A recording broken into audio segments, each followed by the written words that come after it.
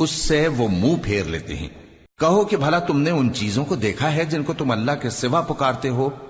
ذرا مجھے بھی تو دکھاؤ کہ انہوں نے زمین میں سے کون سی چیز پیدا کی ہے یا آسمانوں میں ان کی کوئی شرکت ہے؟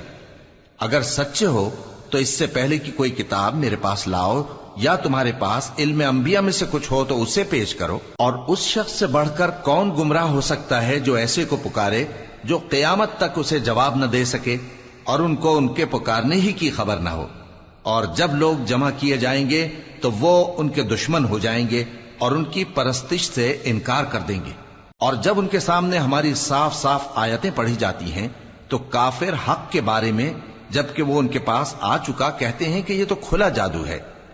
کیا یہ لوگ کہتے ہیں کہ اس پیغمبر نے اس کو از خود گھڑ لیا ہے؟